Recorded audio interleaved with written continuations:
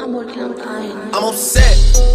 50,000 on my head is disrespect. Y'all, you ready to get into Love and Hip Hop Miami? Because it was the reunion. It was part 1. And it actually got pretty popping for, you know, the first part. Usually they typically be trying to give us all that bull stuff, you know, fillers and everything. But Trina set that bitch off, okay? She had to remind Nikki Natural, I'm hood up under this fancy ass suit, okay? So nonetheless, we're gonna get into the reunion, you guys. Before we do, make sure you hit that subscribe button and like this video. And without further ado, let's talk about the fashions first, okay? Let's get into everybody's looks. I don't know why everybody came to decide they want to dance for, get dressed for a 1980s dance, prom, spring fling, because Amara La Negra came in there looking like a whole roll of aluminum foil and that big ass gaudy, like, I don't know what it was, dynasty dress on. Sukiyana like put everybody else to shame. Sukiyana had a nice clean halter top. Her titties was sitting upright, looking real nice. Bobby came out extra as fuck as usual. Trina had on a Versace inspired suit, really nice. Lace front was laid. Prima Donna, like, girl, you came out looking like a whole goddamn Big Bird cockatoo like mix. Like, what was with the feathers and stuff? You had the feathers, the bejeweled, then the one sleeve. Like, I'm gonna need you to pick one, okay? You can't do all three. MJ came out looking like he was ready to dance for all the boys in his, you know, military inspired flamboyant ass rhinestone camouflage jacket. Like, nigga, it was not cute. At least he didn't put the hat on this time. And then we had the new host, Claudia. We all know Claudia from Real Housewives of Atlanta. She came on for, I think, 1 or 2 seasons. But, you know, she had to break it down. And so basically they started with getting into Amara and MJ's whole spiel, their little season, you know, of ups and downs. And so they started talking about, are they still together? Now, Amara says they are not together, but he's still living in her house. So I'm gonna need you to make that make sense, Amara. If y'all are not together, why is that nigga still living with you? And the only thing I can think of is that nigga ain't got nowhere else to go. Okay? Now, MJ, as much as you want to say, I'm for Amara, I love that girl, you know, Shay was beside him like, nah, bitch, let her go. You need to let Amara go. And she telling Amara, like, you know, it's not bad if you want to let my brother go, but quit dragging him along. I'm dealing with him coming home crying, all emotional, stuff like that. MJ had to tell Shay to shut up at one point, even try to get her off the stage. And Shay was like, no, we gonna clap for that. He needs to get rid of that bitch. You was blind by love, MJ. You was blind by love. Like, Shay was not having it. You know, Amara tried to protect him or stick up for him when she's like, you know, a lot of people just see what, you know, MJ does for me, but not a lot of people know what I do for him. And she's like, you know, I took him to the Dominican Republic, and, you know, I help him, I inspire him, I push him for his career. And it's like, yeah, bitch, duh, because he ain't got nothing else. And he is going to keep fighting for this relationship with Amara La Negra because he got nothing else. It is like, MJ, 10 years ago, you had the same situation with Annie. Okay, you had some type of deal, but at the end of the day, it doesn't seem like you always working as hard for your own career as you working on somebody else's. How the fuck are you pushing harder for Amara La Negra's career than your own? Like, that's a problem. And then you already moved into a house within a couple of months. Like, this seems to be a scheme of yours. And obviously you got some good dick, head game or something. Because for the fact that Amara wants to claim, oh, sometimes people just need space. But space can't be in your living room while you upstairs, Amara La Negra. That's not how that works. Like, he needs to get his own little apartment. Hell, he can go hotel, motel, Holiday Inn, $69 a night and stay over there.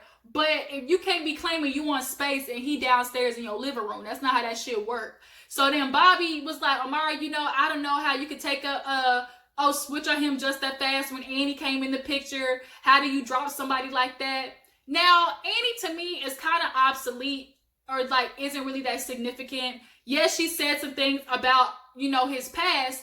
But regardless, Amara had been feeling this way, obviously, about that nigga for a long time. Because when he came to her, it wasn't about, oh, how did you believe what somebody else said? No, it just triggered what the hell Amara been thinking this whole damn time, which was, why the fuck am I taking care of this grown-ass dude and he ain't helping put in on these bills while he's staying here at my house while I'm here with my mama and everything? Only thing this nigga is doing for Amara is helping cook her breakfast, walking around her house, half naked with a towel on, and then dropping dick every now and then. Like, that's literally all he's been doing.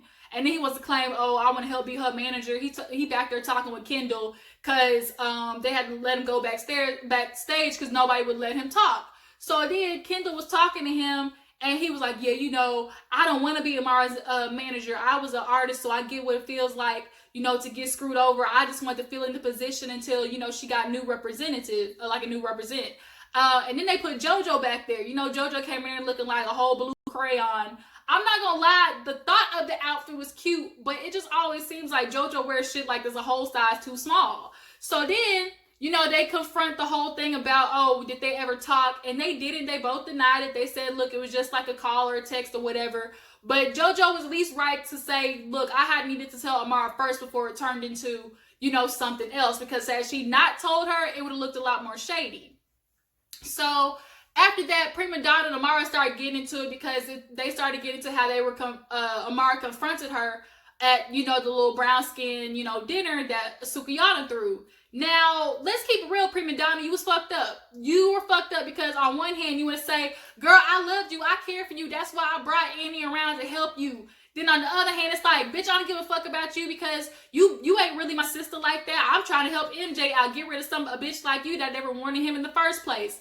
Which one is it, Prima Donna? Because regardless, what you did was fucked up. Because had that been on the other foot, say she went to dinner with you and then pulled Joslyn out of nowhere, out of her ass, you would have been pissed. So straight up on to the fact that you did some shady ass shit because you needed some camera time. Joslyn wasn't giving you none this season. She had her one little off moment with damn Prima Piggy truck pull-up stop, pit stop, but that was it. Like, you were constantly stirring this shit up with Amara because you needed camera time, okay? So now Trick gets up. He like, man, I came back here for this bullshit. I ain't doing this. And they kind of ended right there. And then they move on to, what did they talk about after that? I think they moved on to, first of all, let's talk about Hood Brat real quick. The fuck did Hood Brat have on? She looked like a whole bubblegum outfit, flamingo, like why, Hood Brat? Why? Well, which one of your friends let you come out the house like that? Which one of your people told you, yeah, bitch, I like that one? Like, no, that shit was ugly. And then the eyelashes didn't help you, and these damn 3-4 inch eyelashes, they not cute. But nonetheless, they moved on to the next topic, which was Prima Donna and Joslyn. You know, Prima Donna went up there talking about, look, I know why Joslyn's mad. She jealous of a bitch like me. You know, Joslyn, they basically revved up her involvement so they could get ratings for Miami. But obviously, they didn't need her. The bitch literally came on a total of 30 minutes for the whole season. So then, you know, Prima Donna just goes off. Obviously, she read her for filth, y'all. Talking about her being a mama. I was a real legitimate mother. I didn't have to lie about no marriage. She read, talking about she did drugs while pregnant, a whole bunch of stuff. And even Tip was kind of like, look, you know, Joslyn, she's a lot different because Miami, Tip and Joslyn grew up in the same scene together at the same club. And she's like, once she got her little bit of airtime, it was like, oh, I'm better than these other bitches. Obviously, the Puerto Rican princess persona came up. And that's kind of, we all know how Joslyn ended her season talking about, I don't need Love and Hip Hop. Y'all bitches need me. Like, we all remember how that shit ended at the reunion when she left. Like, obviously, Joslyn ended up getting a big head for herself. And people don't like that type of personality. But Prima Donna read her for filth. She said, I'm a natural USDA bitch. I got natural body. This is 3 C-sections later, toe. She was on it. She said, I don't really, because nobody knows the original issue of why Prima Donna and Joslyn are fighting. This shit don't make no sense. But nonetheless, you know, she's like, I got a problem with that bitch now. We can handle it. But every time after that scene where she dropped that old roasted Hawaiian pig off at her event, you know, Joslyn was nowhere to be found. So basically, they paid Joslyn all this money for her face, but not her actual, like, scenes. Like, it was so pointless. So let's move on to Saucy Santana and his whole little situation at the club. We all know Saucy Santana got shot, but he has beef with Miami, and Sukiyana stuck in the middle. But, you know, she was right to stay out of it. She's like, look, y'all bitches can talk it out, but at the end of the day, Tip ain't no liar. Tip has definitely become one of the most mature. Like, she handles situations head on. She talks about stuff. Like, Tip is not known to be just no outright liar. And I'm sorry, Saucy Santana, but I literally can envision it right now as she's talking about it. And the way she recalled it was as if it was literally as it happened. It didn't sound like she was making it up, no nothing. She said you was in your thong, shaking your ass, going around to people's sections talking about fuck you. Like, yeah, we can all see how he was doing that. And then he went sit there and say, oh no, that new security guy, he must have been new or something. He want to try and make an example out of me. And it's like, bitch, if you sitting there in the club acting the mostest, hopped up on your liquor and stuff like that. Don't nobody would deal with that. Gay, straight, woman, or man. Like, but Tip is right. You can't just blame it on the fact that, oh, it's an LGBTQ hate crime. Because if you go in there acting out people's faces and stuff like that, not saying it was right what happened to you, but you can't be antagonizing people and to be confused why they come after you. It is not because you gay, it's because you was an asshole all around the club, and then you went in there perform walking like a dog or whatever, and you feel like because you was in there performing and stuff, you was the shit and everything, going around in people's sections and stuff. And you wouldn't say Miami Tip was like, you're not credible because, bitch, you do seasonings, you a blogger, you do music, you a stripper. And she said, yep, jack of all trades. Like, nigga, that wasn't no read because, bitch, everybody do everything these days. But she not credible because she does blogging. Like, you sound stupid. But he said as soon as Trick Daddy came on, it was over. So basically, you admitted right there that you was acting a plum fool. You probably deserve to get your ass thrown out the club. Like, but Trick basically kind of got them to like end the feud and just kind of end on middle grounds. So then we gotta get into Julian and Trina because Julian fucked up, y'all. He a scammer. Basically, simple put, that nigga a scammer. Okay, so you know they get into Trina's section and how she had to sue Julian, and Julian's just sitting there, and you know basically Claudia asked like, what happened? Like, why is this whole thing going on? And then why did you hit up Trina, you know, when her mother passed away? He said, you know, he apologized about it, but it was just that there was so much, you know, tension between them and stuff like that. And it's like, nah, nigga, you ain't hit her up because you was guilty and you was wrong as fuck and you knew that. Ooh, excuse me, y'all, drink that Michelob. Basically, yeah, so you was mad, like, you knew you fucked up, and there was no way you could go to her and say, girl, I'm sorry about your mama, when you knew you just scammed her out of $300,000. Now, Trina wasn't playing. She's like, look, Julia, I might know you and all, but you're going to have to handle this. This is going to be basically your karma. You going to have to keep dealing with me until I get my money back. She kind of found out that he using her name to purchase stuff. He sending tricks shit overseas. He got Amara La Negra signed to Trina all of a sudden. She like, how the fuck Amara La Negra signed to me and I don't know it yet? Like, he was doing a whole bunch of shady stuff. Now, Trick was in the back going off, and finally he walked out and was like, F that, Julian. You knew you was foul. You knew you was foul, man. I'll break your jaw. I'll make you leave Miami. Julian was looking at him like, man, we ain't had no conversation. Trick, he said, hell nah. He said, you dummy, when you use music, you got to get everything cleared, which was the issue with Trina's album. She had all these samples and producers that didn't get paid. So where the fuck did the $300,000 go, Julian? She handed you that so you could pay off all her stuff. But what he was doing is he was using that money to basically, you know, pay for all his other artists and stuff like that and try to get himself jump start. And he thought he was going to be able to scam that money back in there somehow, slide it back under the table. But that's not what happened. Now your ass is busted and you're going to have to owe her a bunch of money. And then Trick finally calmed down and basically literally put it all to rest because he was like, look, Julian, if you was all this such great manager, why ain't nobody up here defending you? Crickets. Y'all, it was so quiet. Julian had nothing to say. They looked at Amara La Negra because, you know, Amara the only person that somewhat, like, is cool with Julian. And even she was like, you know, Julian, like, you know, and you know, you do good and bad stuff. But yes, sometimes your business can be messy. And so, yeah, Julian, can't nobody trust you. You that nigga that be like, you can't, nope, You that dude that when you take to go get your oil fixed for the car, and he try to come back and tell you, oh yeah, ma'am, your engine and your radiator messed up. Bitch, I came here for an oil change. You trying to tell me now I got to get a whole headlight, my radiator, engine fixed? Fuck that.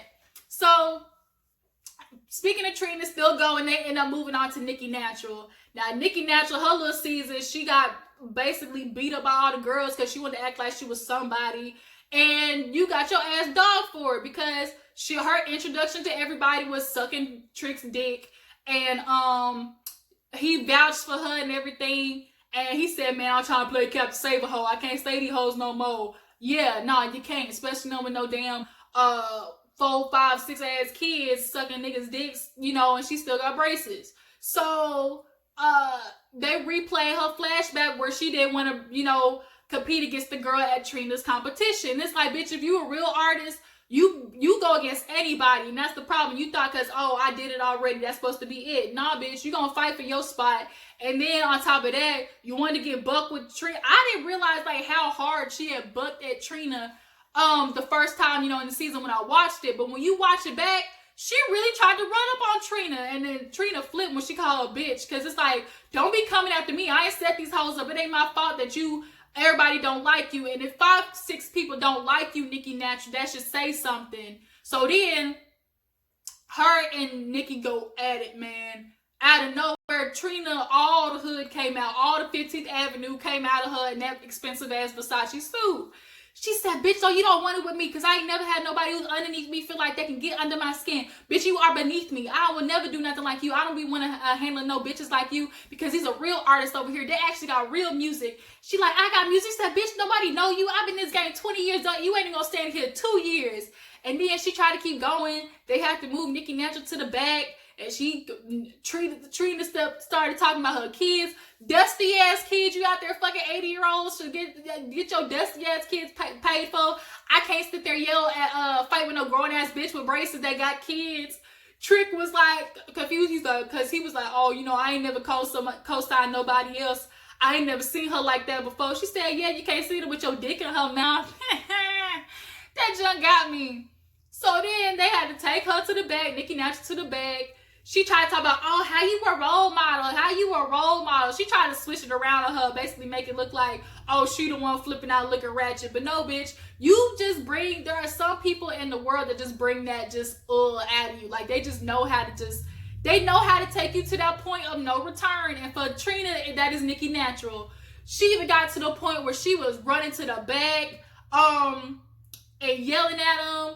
And I just like, she said, bitch, you in that velvet dress on, take your ass to the back. And so she steady screaming. She told the security guard, bitch, don't touch me. James, don't you fucking touch me, James. She said, where that bitch at? Where that hoe at? She sat down, started going off. Like, everybody was shocked that Trina had even got to level 20, okay? So then she finally gets up and tells Joy and Bobby to get up. She's like, show's over, let's go, we ain't doing this shit right now. Bobby, Joy, she goes to the back, and then Bobby's like, oh, she in that room. So then Trina goes over to the door like, bitch, come out, come out, ho, this ain't what you want, come out, ho. Kendall in the back like, oh my god, somebody help me, like, please don't let Trina in here. Nikki Natural wanted to be in the back talking about, oh, I wasn't disrespecting nobody, but Trick and Trina are the king and queen crabs of Miami. And it's like, bitch. Now, first of all, Trina might not be like musically popping. She's one of have you ever met those celebrities where like their name is actually bigger than their career? Like, that's kind of where Trick and Trina are at right now. Like, they got a lot of stuff going on for them, but it's not necessarily music, but because they've just established a name for themselves, that's kind of what gives them their clout. Like, a lot of people kind of said like Trina and Little Kim kind of fall in the same category now. They're past their prime in music. They're not really dropping any like legitimate albums that are really going to hit the charts like that. But because they have had, a history of music that blew up and, established a name for themselves, their name is always just going to carry their career, basically. And granted, her music might not be what's bumping on the radio right now. Like, Trina still's gonna be the baddest bitch from Miami. Like, when you hear Trina, you know who the fuck Trina is. When we hear Nikki Natural, bitch, don't nobody know who Nikki Natural is. There's a bunch of Nikki Naturals all over the internet, and y'all want to claim you're natural, but you're fake as fuck. Like, no. So that's basically what the episode ends with Trina about to knock the door down, get it to Kendall. Kendall, you was about to be collateral ass damage. Okay, she was about to run up in there, and your ass is gonna got too. He said, no, don't do it. And then Nikki tried to grab his mic. He said, no, bitch, I can hold my own mic.